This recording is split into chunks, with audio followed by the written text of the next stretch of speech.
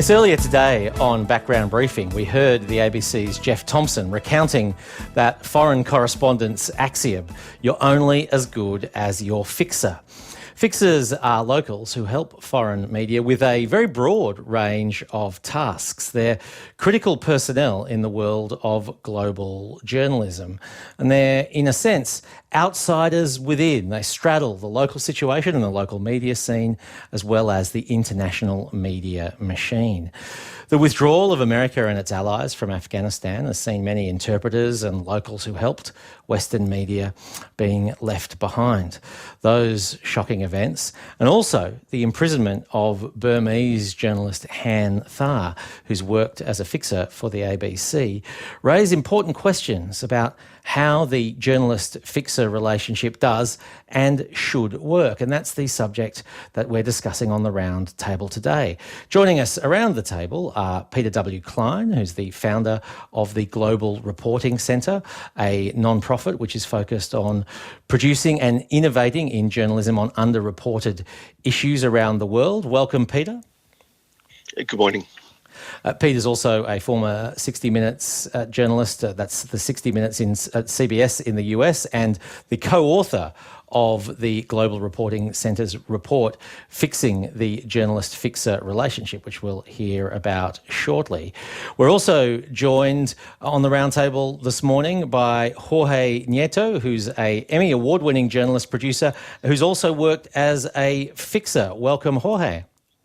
Hi. Well, thank you very much to invite me to this interesting roundtable. Yes, it's great to have you. Jorge is based both in Tijuana, Mexico, and Brisbane, which is quite the mix, Jorge. Looking forward to hearing about how you split your time there. And rounding out the roundtable this morning, we're joined by someone who I'm sure will be familiar to many Radio National listeners. Liam Cockram is the ABC's former South Asia and PNG correspondent, and Liam's now a lecturer at the University of Melbourne's Centre for Advancing Journalism. Welcome, Liam. Good morning, Julian. And we'll hear shortly how Liam's currently advocating on behalf of his friend and former colleague in Myanmar. But if I could start with you, Peter Klein, you refer to the people who we're talking about today as journalist fixers. Not fixers for journalists, but journalists and fixers, I suppose. Could you set the scene for us by giving a sense of who we're talking about today and the sort of work that they do? Sure. I mean, I'll set the scene with an actual experience I had a few years ago. I was in Hyderabad working on a project with the New York Times, and I had this fixer in my car, and I refer, his name was Sanjay, and I used the term fixer, and he looked at me sort of a little bit with trepidation, but he's like, Peter, can I just ask you, like, why do you call me a fixer? I'm like a prominent journalist in India.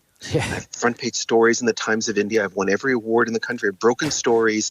I'm every bit as accomplished as you are. Do I fix your toilet? Like, what am I fixing for you? I'm a journalist. I'm your partner on this. And it was such a kind of a bit of a moment of epiphany. Like, right? He's absolutely right. I mean, it's a pejorative term. You can get very academic and call it neocolonialist or whatever. But there's a sense of like preferencing the American or Australian or Canadian or European journalists over these local journalists who, as Sanjay said, are every bit as accomplished in many cases as Han Thar is. As we might be the working for the Western news organization. So we decided to do a global survey of foreign correspondents and fixers to see what are the dynamics, where are the problems, and it was fascinating what we came up with. A lot of people self-identified as journalist fixers, so they do make not an insignificant amount of their living helping foreign crews, helping foreign journalists, because of course they might make more money that way, but they're also accomplished journalists in their own countries. So it was an interesting self-identified form that frankly I hadn't really thought about before. Yes, indeed, and perhaps I suppose we should fix our language for this. Jorge, can I ask you? Does that story about Sanjay and his sort of reaction to the term fixer, does that resonate with the different experiences that you've had and the different roles that you've performed across the spectrum?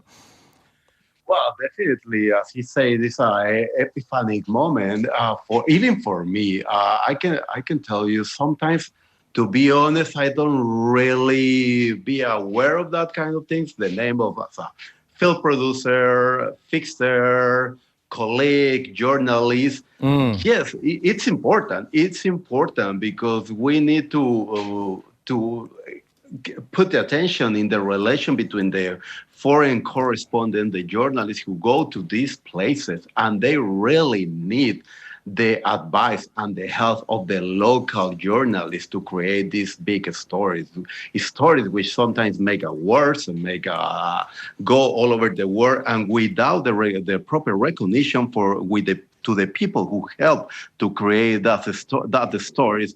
And it's funny because in United States, the term fixers is referred exactly to the people who fix something at your place. You hire someone to fix leaking, a plumber problem, but not a journalist. It's never as a journalist. I don't know why that word is referring to a journalist or a producer in another part of the world.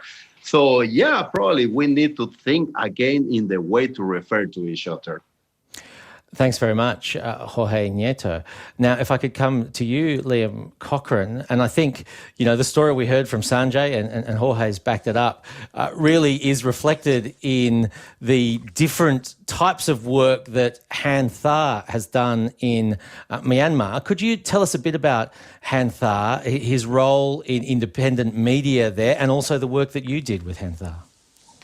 Yeah, sure, Julian. Han Tha is a 40-year-old journalist and media company owner in Myanmar, and he's worked with the ABC over many years.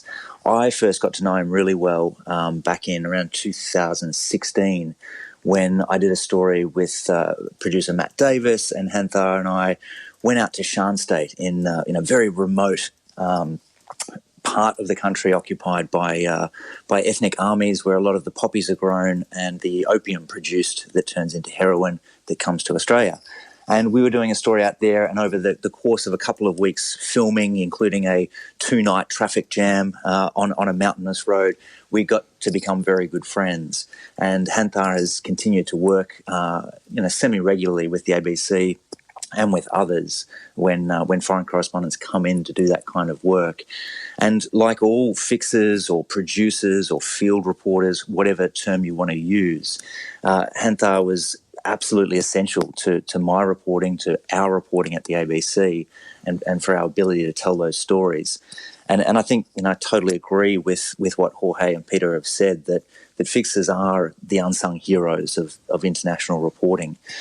And Han Tha, unfortunately, has been swept up in the problems of Myanmar when the military retook the country in February in a military coup. The media were targeted, and Han Tha was arrested along with the co-owner of the media company that he has, Kamiyut Media. He and Nathan were arrested. They were taken to an interrogation facility and tortured for about 2 weeks, and then taken to Insane Prison, which is the name of the prison, which is where he remains, facing pretty serious charges and a very uncertain future. Yeah. Has there been much contact with Han Tha? Are people able to get messages to him in that notoriously difficult prison? Yeah, it's very difficult too. We hear snippets of information on the kind of bamboo telegraph as other prisoners come out of the prison. There is limited contact with his lawyer. He's apparently in better shape now. Obviously, COVID has been rife through the prison over there. So we know that he's okay. We know that he understands, he's aware that there are advocacy efforts happening on his behalf. Many of his friends in the international community have kind of rallied and are trying to speak out on his behalf and asking for his freedom and asking for the Myanmar military to come to its senses and release Han Tha and all of the other dozens of media workers who've been imprisoned. So he does know that is going on. He does know that he's not been forgotten, but he faces a very, very difficult situation and a very uncertain future. He hasn't faced a trial yet, so we're not sure what charges he might be convicted on. Yes, I was going to ask you that, but I imagine we can almost guess what sort of charges they might be, and it's hard to have confidence in any process that might follow those charges either. But thanks very much, Lian, for outlining that situation for Han Tha. And it really reinforces the range of work that people like Han do, both from assisting and working with you on stories to being a media proprietor and an innovator in independent media in his country at the same time. That's really, really fascinating stuff. If I could come back to you, Jorge Nieto, could you give us your sense of what it's like when you're performing this role of working with an international journalist, and what sort of things it's necessary to try and convey to the foreign journalist in order to improve the quality of the journalism that occurs? Yeah, sure. Well, first of all, when the international company approached to me and looking to help them for develop one story, sometimes the first challenge is give them a real perspective, because sometimes the international journalists arrive to Mexico with a preconceived ideas about what the country is like. So my first job is tell them the reality of the regions.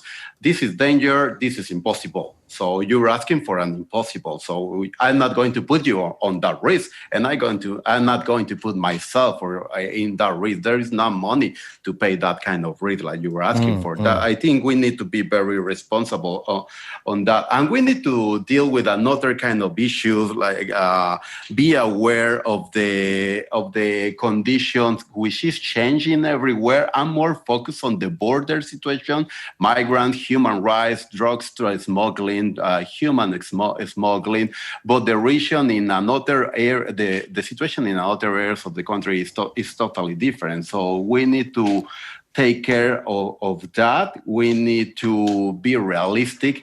We need to take the threats as a very serious situation. And I guess the big question is, what's the responsibility of the companies with the local journalists? I mean, the big companies. If the companies are looking to advocate for this local journalism risk, this guy on jail right now, is the company asking for help him, or is just individual doing that? I remember one story that I did, and we was about to enter to a very risky assignment, and we have this meeting the night before, and I asked to the producer, so if the things goes bad, what is going to happen? You are from another country. Your embassy is going to fight for you. Your company is going to fight for you, but I'm going to remain here. If I get arrested, what is going to happen to me? I'm the Mexican. I'm the weakest on the chain. So what's going to happen? And he said, Jorge, to be honest, let me ask to the office in the headquarters. He asked them, and he came to me and he said, Jorge, you're right. We're going to try, but you're right. You're not a priority for the company. They're going to fight for us. And if after everything, they're going to try to help you. And I say, okay, well, thanks for your honesty. I suppose that's clear, if nothing else. Wow, but that's very, very confronting information to get. Thank you so much, Jorge, and so much to unpack there. Obviously, the concern with security issues and giving journalists sort of orientating background information, and of course this issue of what the responsibility of the international media companies is, which is something that we'll come back to. But I wanted to focus for now on this question of how much editorial input the local journalists, the journalist fixer might have on the shaping of a story. Peter Klein, you co-authored the report on fixing the journalist-fixer relationships. And one thing that really stood out to me in that report is this finding about the disconnect between what fixers thought in terms of their role on the editorial side of things, and particularly questioning and challenging the editorial focus of a piece, compared with the perception of the international journalists themselves. Could you speak to that a little, please? Yeah, and that was one of the interesting findings. I mean, obviously the best journalist, if you have a partner like Jorge, who's obviously a respected, wonderful journalist, they're going to push back against the preconceived notions of people coming in. But many journalists or many local fixers said, these foreigners have come in with their preconceived ideas. This is a business for me. I'm making 10, 20 times my normal day rate. They want to come in and do a story with, whatever their preconceived ideas or stereotypes. Who am I to challenge that? Because if I don't give them what they want, they might not hire me again. On the other side, many of the fixers said, look, I have huge editorial control over these foreigners' stories. And the foreign reporters, for the most part, said, no, they have no editorial control. I'm the one in charge. But, I've used fixers in dozens of countries, as I think everyone in this call has. You go there and you don't know the ministers necessarily. You don't know even the political affiliations in some cases. So you're going in and they're cherry picking for you who you're going to talk to. Now, they may have a political agenda. They may be trying to, rightly so, kind of set you straight and give you the right people. But they may also have their own agendas that they're trying to spin as well. So it was such an interesting disconnect between the foreign correspondents, for the most part, saying, like, I'm the one in charge. I'm the journalist. They're essentially here to kind of just get my job done. And the local journalist, the fixer, is saying, like, actually, we have a lot of control, that a kind of an invisible hand, an editorial hand that they just don't really appreciate. And so I'll just say on the flip side of that is that they also feel like they're not getting any credit for the most part. I mean, some news organizations have gotten much better at giving bylines or co-bylines or additional reporting by. But for a good part of my career, the fixers were completely hidden from the public. So the public had no idea that this kind of magic was going on behind the scenes. They thought that Liam and I and that we somehow speak every language in the world and every contact in every country. Like, that's just not how it is. And we'll come back to the very complicated issue of credits as well, because as your report points out, it can cut both ways, and sometimes credits can come with security risks.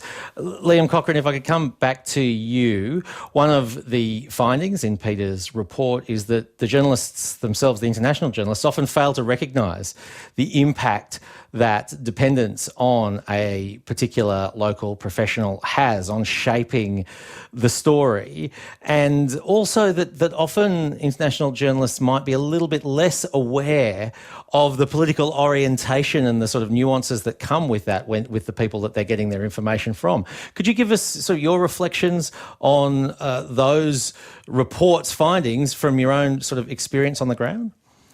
Yeah, I must admit, when I read through Peter's report on fixing the fixer relationships, I laughed out loud at one of the quotes from an international correspondent who said that who proudly claimed that they never take editorial guidance from their fixer.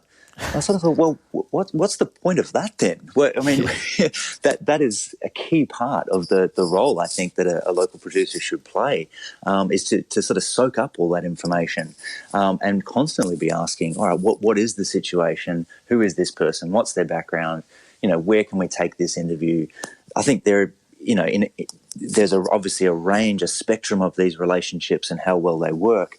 But when they're working well, I think it is a real collaboration between that local knowledge and the correspondent who sort of knows what shape the story needs to get in at the end of the day.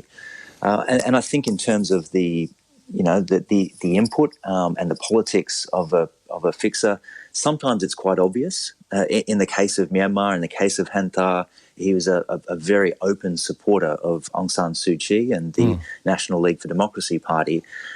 As are the overwhelming majority of people in the country. More than 80% voted for the party. So that's part of what's got him in trouble. And his politics was quite open. When we were reporting on things like Rohingyas, the persecuted ethnic Islamic minority in Myanmar, not with Han Tha, but with another local producer, that became very difficult because obviously people had thoughts, their own personal opinions about this topic, this charged topic. They were quite contrary probably to the stories that we were doing. But were professional, did their jobs. And as well as, I think, asking questions and getting the obvious information, I think it's really important for reporters to read the room and to notice when either the talent or the fixer is becoming a bit uncomfortable or pick up on subtle cues that might suggest that there's a bit more going on to the story.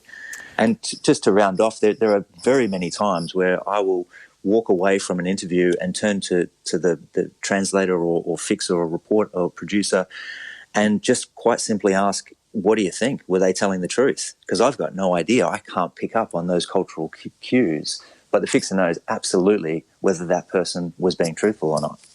Thanks very much, Liam.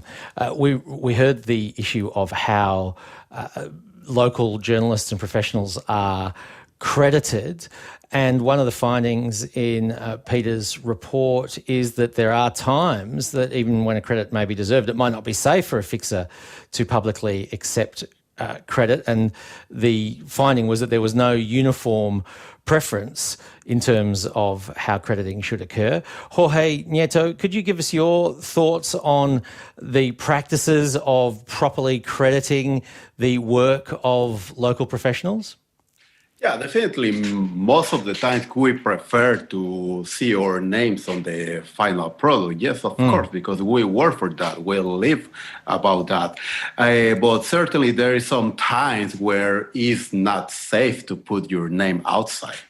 When you're talking about something very, very dangerous and involve the state, drug dealers, smuggling, traffickers. So probably you prefer to keep on the shadows, on the shade. But this has to be an agreement between the local journalists and the foreign correspondent and the companies, and need to be respect. And I can tell and I can say when the local producer asks to appear on the credits, the company should do that, and the company should respect the agreement that you do before. If the company of the journalist say, okay, we're going to protect the identity of your sources, they need to do that, because if at the end they don't honor their word and they put the face, a name or data of that person who asked to be protected, you're on risk, because for when the story goes to the air, you're in New York and Sydney and Melbourne and London, and the fixer is still there in the danger zone. Absolutely. Time's getting away from us, but I just wanted to ask Peter Klein quickly. You've been working on a set of best practices from the Global Reporting Centre for dealing with engagements of local professionals, and your alternate model's called empowerment journalism. Could you tell us about that, please? Sure, yeah. And in the spirit of giving credit, I should mention Shana Plout worked with me hand in hand on this entire study. And what we're going to be doing soon is bringing together fixers, foreign correspondents, editors, media advocates, all sorts of folks to really start brainstorming on alternatives and best practices. But one thing that we've been experimenting with is as you said, empowerment journalism, where we go to particularly marginalized communities. We did a pilot in the Canadian Arctic in Indigenous communities, where the issue of alcohol dependence is a well-established public health issue. But for outsiders to come in and tell those stories and sort of take these stories out of the communities without public participation is not really best practices these days. I think a lot of Indigenous communities feel like they've been stereotyped and misrepresented, particularly in Canada, and I think Australia, you've had similar scenarios. So what we did was we partnered with an all-Indigenous advisory board. We found community members who wanted to share their stories and talk about these nuanced stories about their relationships with alcohol. But it was their stories. They were the storytellers. They weren't professional journalists, but we helped them produce these short documentaries that's been airing all over North America on PBS NewsHour. And they own the stories. They could kill the stories anytime they want. If the stories made any money, they got it. So they're just regular folks living these lives, but it's their stories to tell, not our story to tell. We're just there facilitating it. So, obviously it's not a model that's going to work in every situation. It's probably not going to work, investigating Rohingya human rights crisis, but it's just a way of pushing against, there's not only one way of doing journalism. I think that's the point. Yes, indeed. And thanks very much for outlining that intriguing concept of empowerment journalism. We're going to have to wrap our chat there, but thanks very much, Peter Klein, to you for being part of the roundtable today. Thank you. Peter's the founder of the Global Reporting Centre and the co-author of the report Fixing the Journalist-Fixer Relationship. Thanks also to you, Jorge Nieto. My pleasure. Jorge is an Emmy Award-winning journalist, producer, and he's worked both in Brisbane and at Tijuana. And thanks also to you, Liam Cochrane.